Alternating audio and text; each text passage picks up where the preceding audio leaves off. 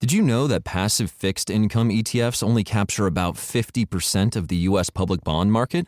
But with JP Morgan Asset Management's active fixed income ETFs, we can help you capture 100% of the U.S. public bond market and explore twice as many opportunities. Visit jpmorgan.com/getactive to learn more. JP Morgan Asset Management is the brand name for the asset management business of JP Morgan Chase & Co. and its affiliates worldwide.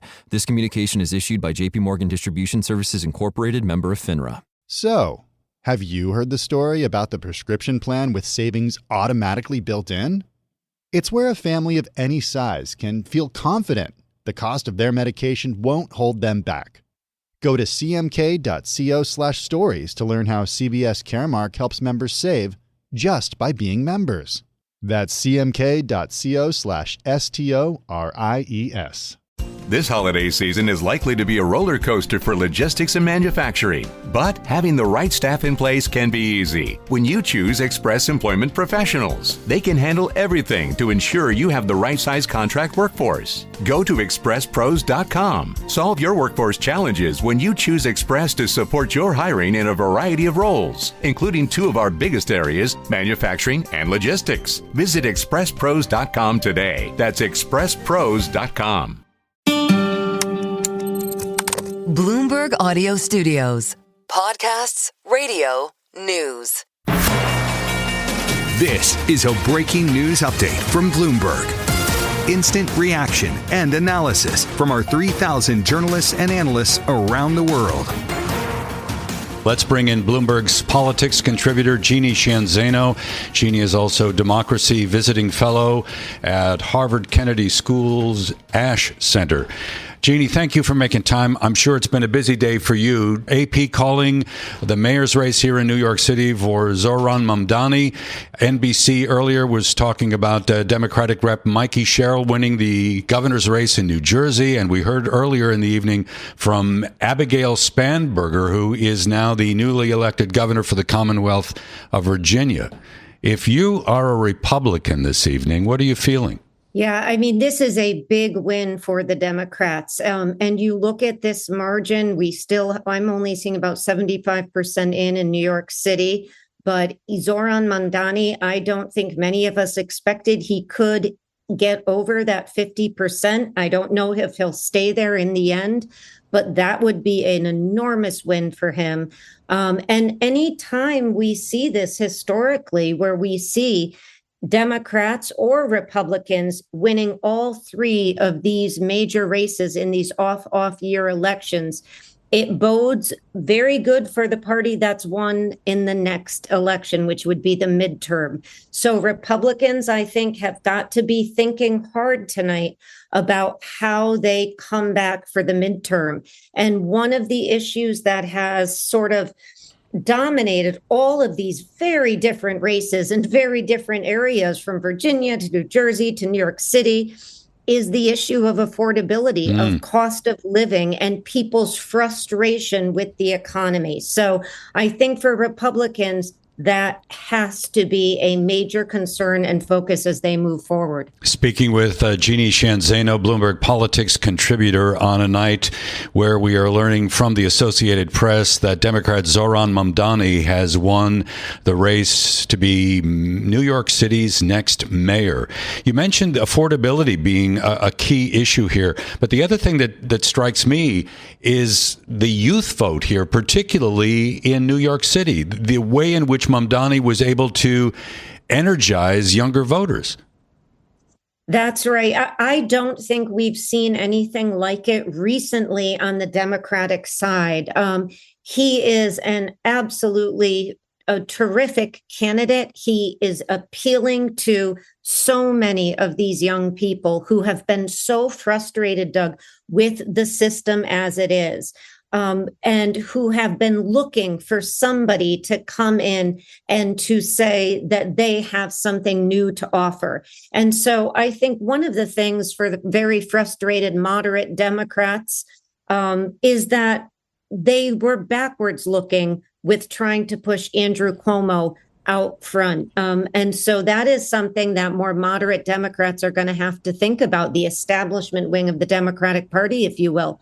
But Zoran Mamdani, who doesn't have, we know, a lot of executive experience for sure, he ran an incredibly smart and strong campaign, well organized, well funded, and his message was particularly compelling to people in the city. And these turnout numbers, over 2.2 million New Yorkers turned out to vote, we're hearing now, those are incredibly historic numbers. So, Jeanne, as he builds out his administration, would you expect him to move to the center and tap, let's say, commissioners or department heads that would be maybe a little bit more moderate in their thinking? I think that is possible. And I'll tell you why. Number one, obviously, his acknowledgement of the police commissioner just before the last debate, I think, was a small sign of that. But today, for so long, he had not said where he was going to vote on these ballot initiatives. And after voting today, he came out and he said that he had voted yes in the same way that Andrew Cuomo had. And that left Curtis Lewa as the one who had voted no. And I think that is another sign that we may underscore, because we don't know, see him moderate as he moves to fill in these very important positions that he has to fill. But one thing we do know about Mamdani, at least so far during the campaign, is that he is willing to think very carefully about what people are suggesting, to the criticisms that are coming his way. He's very open to that. And in the end, he seems, at least on the face of it right now, to be very honest about where he comes down. And so I think the yes on these three ballot initiatives is an inkling that maybe we'll see him moderate a little bit. He alarmed some of Wall Street, much of Wall Street, by vowing to tax the rich. Now, we know the dance here when it comes to tax policy in New York City is very much a dance with the governor. Can you imagine a partnership? I know that the governor of New York State, Kathy Hochul, did endorse Mamdani, but I'm wondering about how you imagine their partnership going forward. It's going to be very interesting now with a win, and particularly, Doug, if he is able to pull through this mandate, which for me means he's got to get over 50%. We've got Hochul now coming into a very tough election. She's going to be primaried by her lieutenant governor. She's facing a what we think will be a very strong campaign by Elise Stefanik. She is going to need Mamdani. And I think that is going to give Mamdani a lot of ability to move forward on some of what he has promised. But as we know, the governor also is got to have to deal with the assembly and the Senate up there. And so she's not going to be able to give him everything he wants. But I do think that relationship is going to be really important going forward. I know there's a lot of talk right now that his win is going to make it very hard for her to pull out a win. And I think there could be some truth to that. But I also think that she is going to try very hard to work with him so that a lot of this energy and focus that he has had at the polls comes her way. Speaking with Bloomberg's politics contributor Jeanne Sheehan-Zaino about what is now being called as a victory for Democrat Zoran Mamdani. He has won the mayor's race in New York City. Jeanne, when it comes to the presence of Donald Trump in this campaign, particularly in the New York City's mayor's race, could he really be a problem for Mamdani with a threat of withholding federal funds? I think he can. I think that Zoran Mamdani came out today and talked a little bit about how he would confront that. And certainly the courts are the major way in which you'd confront it. We've also heard talk that potentially you fight fire with fire and you withhold some of New York's incredibly large tax base. So I think we are setting up for a fight. But I do think that Donald Trump's role in all of this is very perplexing. I don't know in what universe Donald Trump thought that his endorsement of Cuomo's, coupled with Elon Musk's and Stephen Miller's, would help Cuomo or help the Republicans. So, it's almost to me as if he helped Mamdani. I mean, Mamdani jumped on those right away and used it to his advantage. So it was a very strange way in which he tried to enter this race. He sort of loomed over it. The last I looked on Truth Social, he hasn't said much about what has been a very, so far at least, a very difficult night for Republicans. I take him at his word when he says he's going to try to take action against the city of New York.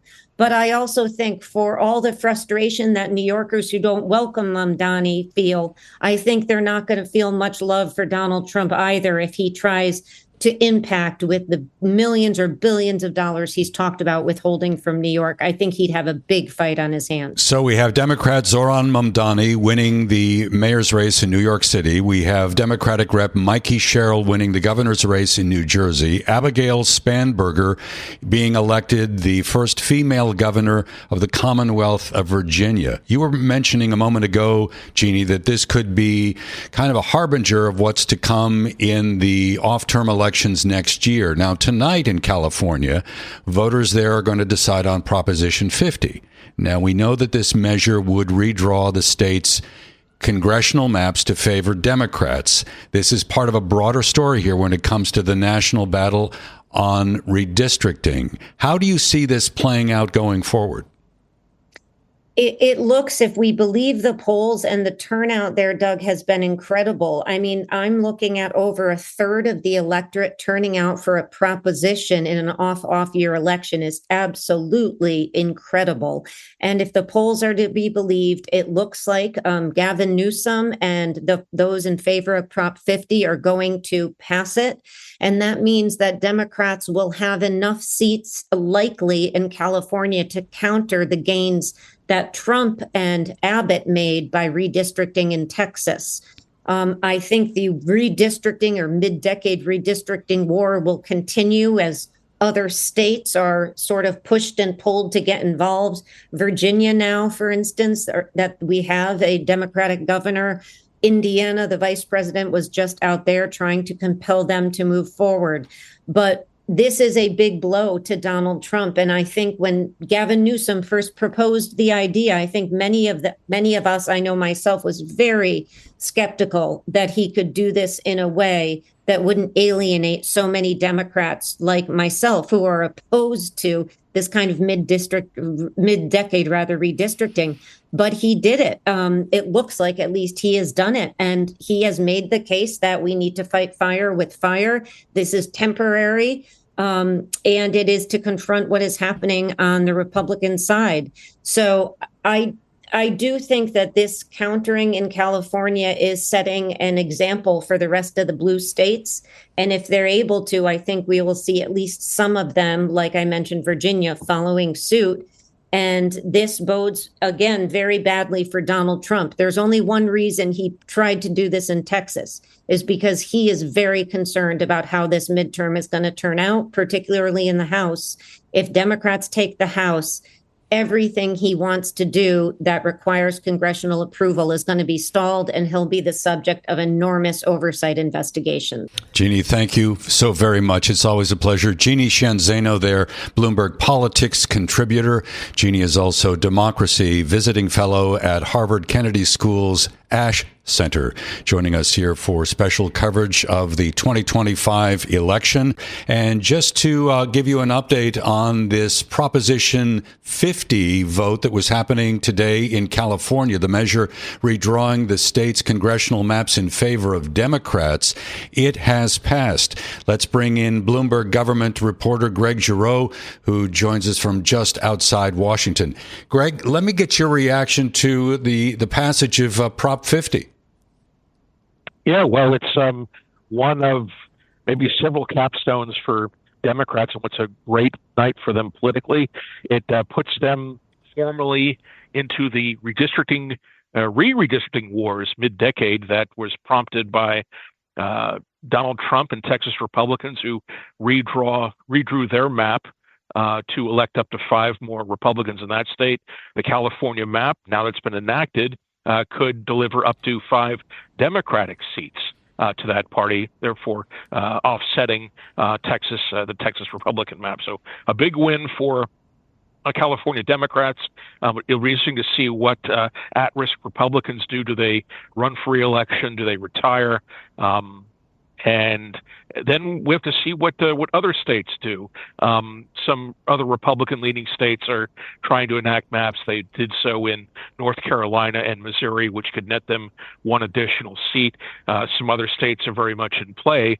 But what California is shown us by passing Proposition 50 is that Democrats will significantly eat into the big margins that Republicans expected they would have had in a broader kind of war to redraw congressional districts to partisan advantage. Let's talk a little bit about New York City politics, Greg. We are moments away from hearing from Mayor-elect Zoran Mamdani, who has won the race this evening. We'll be going to the Paramount Theater in Brooklyn to hear from Mr. Mamdani. It was interesting today that according to the Board of Elections, the turnout in this election here in New York City drew the highest number of voters since 1969. And Greg, you and I were speaking earlier about the degree to which there has been this tremendous amount of enthusiasm from younger voters. Yeah, there really has. I was struck by one of the many things that I was struck by tonight is just how much the turnout surged in New York City. More than 2 million votes cast compared to about 1.1 million in the 2021 race between Eric Adams and Curtis Sliwa. So it's clear that Mamdani has certainly energized a larger swath of the electorate than Adams did in 2021. I'm just struck by kind of the turnout increase in New York City, and then kind of what happens next, and to what extent Mamdani becomes a top spokesperson maybe for the Democratic Party. One thing I have noticed on election night tonight is from the Republican Party groups. They have obviously downplayed or ignored their big losses in Virginia and New Jersey, and they have actually focused a lot of their attention on Mamdani, and they're trying to link Democratic candidates to the new New York City mayor-elect. I don't know how many voters outside of New York City will kind of respond to that, but it's clear that Republicans are definitely trying to link Democratic candidates in competitive states and districts to the New York City mayor-elect Mamdani. So remind me of the dynamic that began to unfold between Zoran Mamdani and President Trump, and how this may impact Mamdani's ability to govern New York City. Yeah, it'll be interesting to see just kind of how he adjusts. I think the mayor-elect said just in the last 48 hours or so that he'd be willing to work with President Trump on things that would benefit New York City voters. So I think you'll start to make the mayor-elect will start to make some outreach and maybe extend a hand to some political adversaries.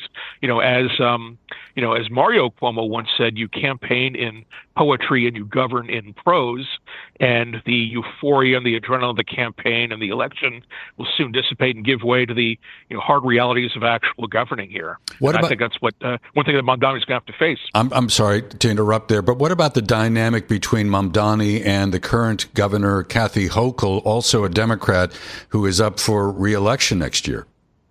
Yeah, that'll be interesting to watch as well, because she has her own politics to think of. She is likely to face a serious opponent in most likely Congresswoman Elise Stefanik from the North Country.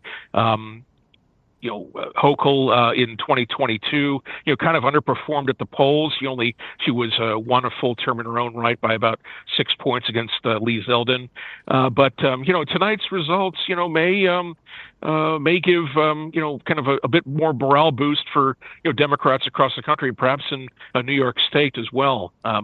But it was interesting to see what the dynamic will be between the governor and the mayor-elect. That's for sure. So, what does the conventional wisdom say about whether the Democrats can continue this momentum as the battle heats up for control of Congress in next year's midterms? Yeah, I think it's certainly tonight's results were certainly a morale-boosting election for Democrats and a gut punch to Republicans. More often than not, when one party wins the Virginia and New Jersey governor elections. The same party goes on to do well in the following year's U.S. House elections. And I think with the California Prop 50 passing tonight, that at least kind of cushions some of the blow that Democrats have experienced with some new Republican maps. And I still think you have to rate the Democrats as more likely than not to win control of the House. They only need a net gain of 3 seats. Democratic officials, including Chuck Schumer and Kirsten Gillibrand, have also said tonight that this makes tonight's results show that the Senate is also in play. I think that's still a tougher lift for Democrats because they need a net gain of 4 seats to win control of the Senate. And most of the Senate seats at stake in the 2026 election are in very Republican states. However, it does give I think Democrats a morale boost, certainly a year after their very devastating losses for the presidency, the House and the Senate. Most definitely, and I'm wondering if the intention was to kind of move toward the center, whether the Mamdani victory, given the fact that it's such a high-profile victory, would make that a bit more challenging.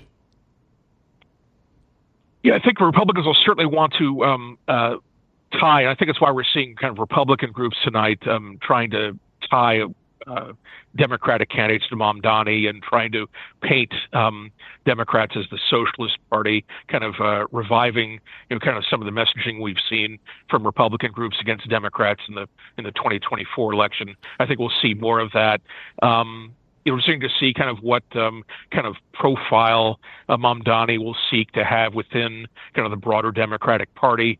I think for the last 4 years, I don't know how many people knew who Mayor Eric Adams was or knew who Bill de Blasio was. But I think this victory certainly will garner a lot more nationwide attention than previous Democratic victories for New York City mayor. Speaking with Bloomberg Government's Greg Giroux, joining us from just outside Washington. We are waiting for the appearance of Zohran Mamdani, the mayor-elect for New York City, winning by more than 50% of the votes tonight cast across the 5 boroughs, according to the Board of Elections. Among the city's 4.7 million active registered voters, over 2 million cast their ballots. We heard a short while ago a concession speech from former Governor Andrew Cuomo. Just to get your perspective on what may be in store for Mr. Cuomo next, do you have a sense, Greg, of where he may land going forward? I really don't. I'm kind of at a loss there. I just this will be he seemed to narrow the gap in this race. I think he was, it was a very kind of incongruous situation where he was saying that he would be the one to stand up at Trump, but then he also accepted Trump's endorsement. And it looks like a lot of the Republican vote in New York City peeled away from Curtis Sliwa to back Cuomo. But I'm not sure what will be next for him. I don't know. And of course, President Trump endorsing Cuomo in the last several days. Was that a surprise to you? Maybe a formal endorsement. I think Trump had telegraphed that that Curtis Sliwa didn't really have a realistic chance to win the election, and that really the only way for Mamdani, who Trump obviously vociferously opposed, the only way for him to lose was to have perhaps a one-on-one race with Cuomo, or have at least as many Curtis Sliwa voters shift their allegiance to Cuomo. But as it turned out, that wasn't enough. It would have been interesting to see, even in a one-on-one race, presumably Mamdani would have won. It looks like he's just over a majority of the vote. It would have been interesting to see what would have happened if the Republicans had nominated a kind of a more mainstream, well-known candidate like, Congresswoman Malliotakis of Staten Island and Brooklyn. If that had been a one-on-one race against Mamdani, how that would have turned out, that's what we can only kind of speculate now. And just in the interest of full disclosure, Michael Bloomberg endorsed Andrew Cuomo in the mayoral race. He also donated to the super PAC supporting Cuomo. Michael Bloomberg is, of course, founder and majority owner of Bloomberg LP, the parent company of Bloomberg Television and Radio. Speaking here with Bloomberg Government reporter Greg Giroux in Washington as we stand by to hear a victory speech from the mayor-elect of New York City, Zohran Mamdani. Will go live to the Paramount Theater in Brooklyn. Very quickly, Greg, if you were to summarize the gubernatorial races in both New Jersey and in Virginia, what's the key takeaway? I think the key takeaway for me is the Democratic margins of victory more so than the Democratic wins. I think it was clear going in that Abigail Spanberger in Virginia was a clear favorite to win that election, and that Mikey Sherrill was probably going to win the governorship of New Jersey. But I am struck by their margins of victory as we speak. Spanberger, with about 95% of the vote in, is leading by more than 14 percentage points, which would be the largest margin of victory by a Democrat in a Virginia governor's election since 1961. And in New Jersey, as we spoke about earlier this evening, I think Sherrill's margin of victory, I think she exceeded expectations. What may have been a single-digit race is now turning out to be a double-digit decisive blowout. She is leading by more than 12 percentage points with, about 95% of the vote counted. And Sherrill had, unlike Spanberger, had to run with to succeed a term-limited two-term governor of her own party, Phil Murphy, who did not have the best approval rating. And Chitterelli was trying to run against so-called Trenton Democrats and trying to link Sherrill to Phil Murphy. But it looks like Sherrill is going to win very decisively by the double digits. And if with her win, that'll mark the first time also since 1961 that the same party has won 3 consecutive governor's elections in New Jersey. But bottom line, it was the margins for Democrats that stand out more so than the win.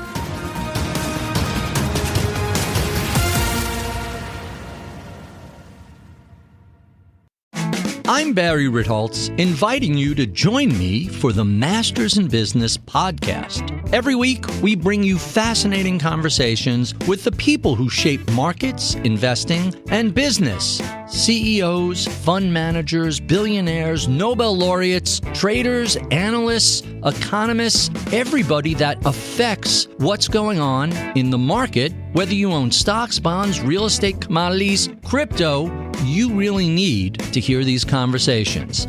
Sometimes it's behaviorists like Dick Thaler or Bob Schiller. Sometimes it's fund managers like Peter Lynch, Bill Miller, Ray Dalio. Sometimes it's authors, Michael Lewis, author of The Big Short and Moneyball.